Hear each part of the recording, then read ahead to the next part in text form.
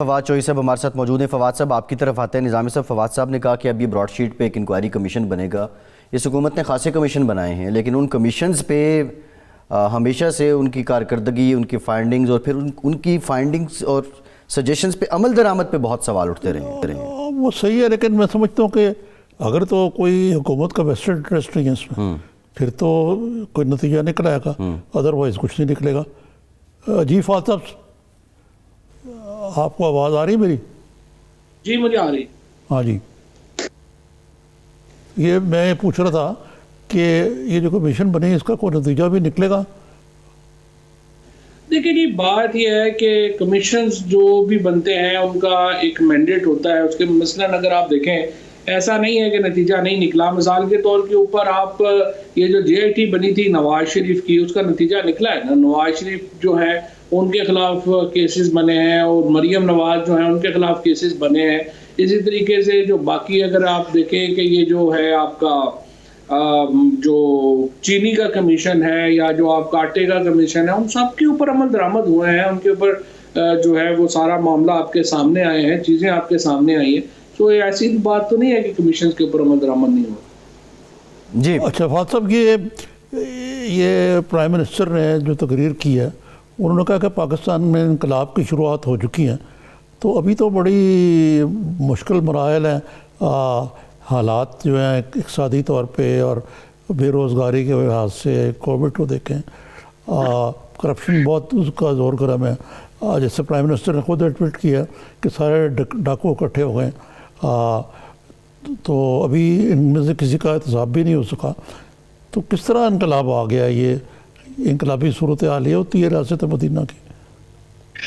لیکن اب وہ تو زاویہ ہے نا دیکھنے کا کہ کیا زاویہ ہے۔ مثال کے طور کے اوپر اگر آپ سمجھیں کہ جی ابھی نواز شریف سے پیسے واپس نہیں آئے، یا جو یہ اتنا پیسہ باہر گیا ہے وہ واپس نہیں آیا، تو آپ کہیں گے ناکامی ہے۔ لیکن دوسری صورت میں ہم یہ کہیں گے کہ پہلی بار دو بڑے جو کیسز ہیں ان کا فیصلہ ہوا، نواز شریف کو سزا ہوئی، مریم نواز کو سزا ہوئی، اور وہ جو ہے ان کو یہ پاکستان میں اس سے پہلے نہیں ہوا، یا جس طرح تفصیل کے ساتھ یہ کیسز سامنے۔ اور دوسرا، آپ نے چونکہ سارے باقی پچھلے سارے احتساب اور یہ سارے معاملات دیکھیں، اس وقت یہ ہوتا تھا کہ کسی بندے کو پکڑتے تھے، اس کو آپ جو ہے وہ جوتے مارتے تھے پولیس والے، وہ بیان مرضی کا دے دیتے تھا پولیس والے کا اور کہتے تھے احتساب ہو گیا۔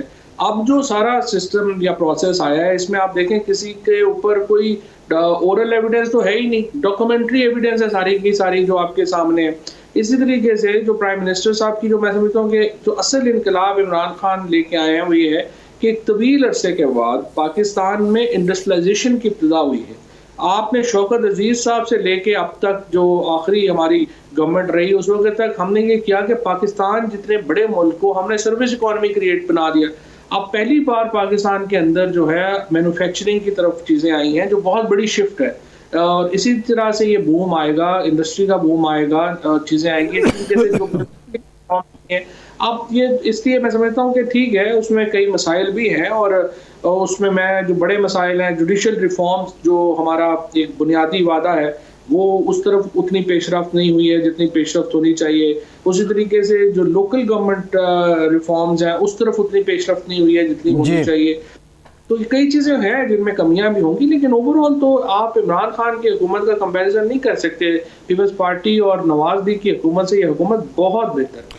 ہاں، لیکن فواد صاحب یہ جو احتساب کا نظام ہے سو کالڈ، اس کو اپوزیشن بھی تعبیر کرتی ہے احتساب نہیں انتقام ہے، اور خود بہت سارے لوگوں میں پرسیپشن ہے کہ یہ کوئی فیئر اینڈ ایون اینڈیڈ یا اکراس دا بورڈ نہیں ہے۔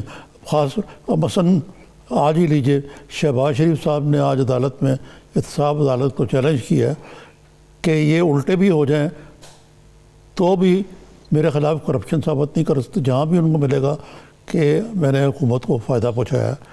اب اللہ عالم صحیح ہے نہیں ہے۔ تو یہ جو اب چیف منسٹر سندھ کے مراد علی شاہ صاحب کل نامزد ہو گئے ایک ریفرنس میں، یہ کوئی کئی لائن ڈرا کرنی چاہیے کہ یہ انتقام کی بجائے واقعی احتساب ہے۔ اور اگر اپوزیشن این آر او مانگتی ہے تو آپ خود اس میں اصلاحات لا سکتے ہیں۔ دیکھیے بات یہ ہے نظامی صاحب، ایک تو جو اصلاحات چاہیے نا وہ نیب میں نہیں چاہیے، وہ پورے جوڈیشل اور جسٹس سسٹم میں چاہیے، اور اسپیشلی کرمنل جسٹس میں چاہیے. یہاں پہ شور اس لیے زیادہ مچتا ہے کہ اس میں بڑے لوگ انوالو ہیں. اب مثلا آپ نے شہباز شریف صاحب کی بات کہی، اب یہ براڈ شیٹ کو آپ اٹھا کے دیکھیں کہ شہباز شریف صاحب نے $7.34 ملین 2000 میں پے کیا ہے نیب کو، جو بعد میں افتخار چودھری نے آ کے واپس کروا دیا. اب آپ یہ اتنا بڑا، آپ $850 ملین کی ویلیویشن چھوڑ دیں جو براڈ شیٹ نے لگائی ہوئی ہے، اس کو آپ کہیں کہ نہیں یہ درست نہیں ہے، آپ $100 ملین کی ویلیویشن لے لیں. 2000 میں اگر $100 ملین کے یہ شریف فیملی جو ہے صرف یو کے میں پراپرٹی کی مالک ہے. اب میں یہ تو مذاق ہے نا پاکستان کے ساتھ کہ آپ کہیں کہ یہ سارا کام چھوڑ دیں کیونکہ اس کے اوپر وہ کہہ رہے ہیں کہ یہ تو الزامات ہیں اور یہ ہے وہ اور آگے چلیں. ہاں اس بات پہ میں آپ کے بالکل صحیح ہوں کہ اس عمل کو اتنا بڑا نہیں کرنا چاہیے تھا. نیب کو فوکسڈ رہتے، 5-6 کیسز پکڑتے، ان کو کنکلوژن پہ پہنچاتے. اور میں نے شروع سے ہی میرا موقف یہی تھا کہ ہم ان کو بہت بڑا نہ کریں، اور پی ایم صاحب نے بھی فرینکلی یہ بڑی دفعہ کہا، بٹ انفارچونیٹلی وہ ہوا نہیں. اگر یہ 5-6 کیسز، آپ 8 کیسز ان کے اٹھا کے دیکھیں تو یہ تو ظلم کی حد ہے نا. تو ملک کے ساتھ اس طرح تھوڑی کرتا ہے جو پیپلز پارٹی اور نون لیگ لیڈرشپ نے کی. جی ٹھیک ہے فواد صاحب، ایک بریک لیتے ہیں، بعد دوبارہ حاضر ہوتے ہیں.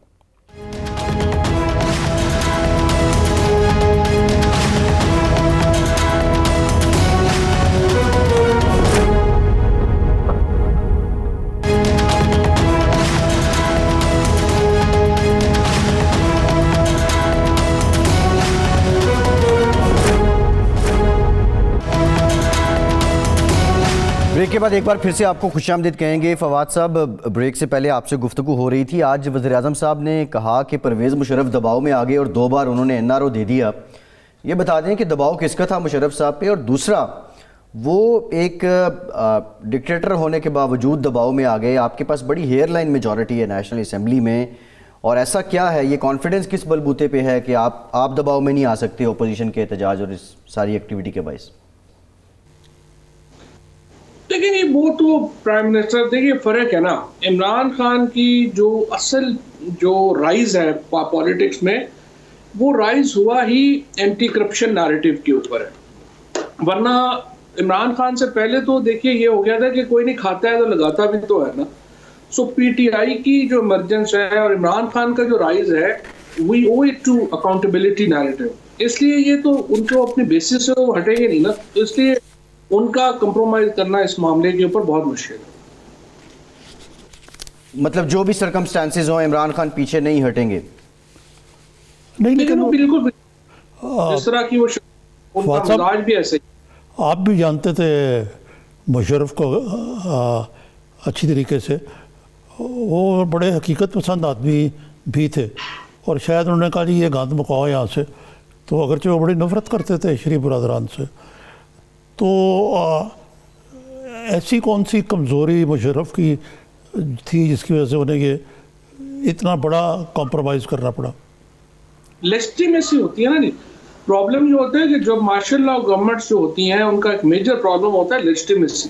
وہ لیجٹیمیسی نہ ہونے کی وجہ سے ایک مسلسل گلٹ کا شکار رہتی ہے، جس کی وجہ سے ان کو کمپرومائزز جو ہیں وہ کرنے، یہ لگتا ہے کہ ان کو کمپرومائزز جو ہے وہ نہیں کرنے پڑیں گے، ان کے پاس طاقت ہے، بٹ الٹیمیٹلی جو مورل اتھارٹی ہے وہ سب سے بڑی اتھارٹی ہے. لہٰذا چونکہ عمران خان ایک باقاعدہ الیکٹڈ لیڈر ہے، ان کے پاس وہ مورل اتھارٹی اور لیجٹیمیسی ہے، اس وجہ سے یہ کسی بھی حکومت سے زیادہ جو ہے وہ تگڑے پرائم منسٹر ہیں اور تگڑی حکومت. اچھا، وہ صاحب یہ جو کل والا شو ہے مولانا فضل الرحمان کا، کہا جا رہا ہے کہ وہ فلاپ ہے بالکل، لیکن انہوں نے جو پوائنٹ سکور کرنا تھا جو بھی تھا ان کا وہ تو کر لیا، اور اتنے لوگ کم بھی نہیں تھے.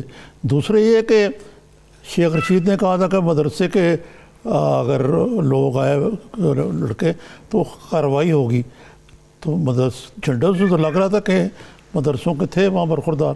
تو اس میں حکومت کچھ کر رہی ہے؟ دیکھیں یہ تو خیر انٹیریئر والے بہتر بتا سکتے ہیں اور شیخ رشید صاحب بہتر بتا سکتے ہیں کیا کر رہے ہیں اور انہوں نے کیا کہا تھا. لیکن اصل بات یہ ہے کہ کل کا جو اجتماع تھا وہ تھا تو بڑا مایوس کن، کیونکہ دیکھیں نا اب حکومت کی طرف سے اتنا فری ہینڈ ملا ہے جتنا اس اپوزیشن کو فری ہینڈ ملا اتنا تو کبھی بھی جو ہے وہ کسی اپوزیشن کو نہیں ملا ہوگا. اس کے باوجود اگر وہ وہاں پہ بالکل کوئی لوگ جمع نہیں کر سکے تو ظاہر ہے کہ, اور یہ یہاں پر ہی نہیں, لاہور کا جلسہ آپ نے دیکھا, گوجرانوالہ کا دیکھا, اس کے بعد باقی جو جگہوں پہ اجتماعات ہوئے, یہ وہاں پہ کوئی خاص لوگ جو ہے وہ ان کے وہاں پہ نہیں آ سکے. اور اس کی وجہ یہ ہے کہ لوگ جو ہیں جو بھی موومنٹ ہے نا جی, پولیٹیکل موومنٹ, اس کی ایک بنیادی شرط یہ ہے کہ اس کی جو بنیاد ہے وہ مورل ہو. اب اس بات کے اوپر کہ ہمارے خلاف کیسز ہیں وہ ختم ہونے چاہیے اور اتنی بڑی جو کرپشن ہے اس پہ ہمیں NRO دے, لوگ ساتھ نہیں آئیں گے. اور اسی وجہ سے آپ نے دیکھا ہے کہ لوگوں نے جو یہ تحریک ہے اس کو کہیں پر بھی کوئی عوامی مقبولیت نہیں مل سکی. اچھا فواد صاحب, یہ کب پاکستان میں سورج طلوع ہوگا, PTI کے لیے بھی اور میں اپوزیشن کے لیے بھی کہہ رہا ہوں, کہ جب لوگ اپنے بیلٹ کے ذریعے اپنی آراء کا اظہار کریں گے, سڑکوں پر نہیں آئیں گے, جو ایک روایت بن چکی ہے ہمارے. اگرچہ اس بات کی میں ویسے تسلیم کروں گا کہ یہ جو سارا کچھ ہوئی ہے PDM کی موومنٹ, اس میں کوئی تشدد نہیں ہوا, بال بیکا نہیں ہوا.